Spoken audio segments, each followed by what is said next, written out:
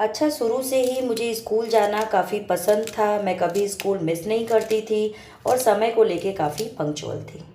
इसी कारण से एक दिन क्लास में मैं सबसे पहले पहुंच गई और देखा कि क्लास में अभी कोई नहीं आया था। अकेली बैठी क्लास में मुझे फिर से वही पुरानी चीज़ें याद आने लगी और मैं काफ़ी इमोशनल हो गई। और मैं क्लास में अकेले बैठी काफ़ी तेज़ रो रही थी। तभी मुझे ये एहसास होता है कि शायद कोई क्लास में एंट्री कर रहा है। पीछे मुड़कर देखा तो कोई और नहीं, वो यही थे। मेरी आंसू भरी आंखों को इन्होंने देख लिया था। मेरे अंदर से आवाज आई, ओ शिट, और मैं फटाफट अपने आंसुओं को पोंछने में लग गई। और मानो वो एक पर्सनल मोमेंट हो गया और एक पर्सनल टच सा फील हुआ। वो कहावत है ना, सुना है तुम काफी पढ़ लिख गए हो, कभी वो भी पढ़ो जो हम कह नहीं पाते। पर शायद हमने एक दूसरे की फीलिंग्स को आंखों ही आंखों में पढ़ लिया था। खैर, दूसरों को अच्छे से पढ़ लेने का मेरा बाई बर्थ टैलेंट है।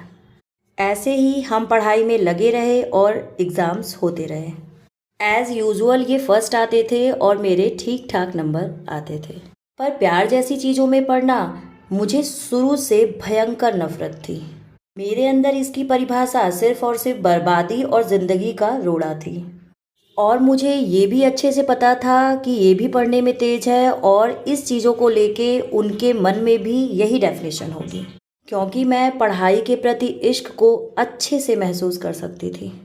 और मेरी ज़िंदगी में पढ़ाई, जॉब एक भोजन जैसा ज़रूरी था। इन चीज़ों को लेकर मेरे अंदर भयंकर निगेटिविटी तो थी ही। फिर क्या था, मैं अपनी पढ़ाई में सिर्फ और सिर्फ लगी रही। फिर जाके आता है दिवाली और दशहरे का समय, जहाँ पूरा हॉस्टल खाली हो चुका था, सब लोग अपने घर जा चुके थे, कोचिंग और मेस बंद हो चुकी थी। कोचिंग से मेरे शहर तक का बस का किराया 90 रुपये था। बस से आने जाने के पैसे नहीं थे, इसलिए मैं हॉस्टल में पड़ी रही। अब आता है दिवाली का दिन, जहाँ लोगों में जोश होता है घर जाने का, सेलिब्रेट करने का। क्योंकि मेस बंद हो चुकी थी, मैं बिना नाश्ते के, बिना खाए पिए 11 बजे तक बिस्तर पे बंद कमरे में पड़ी रही।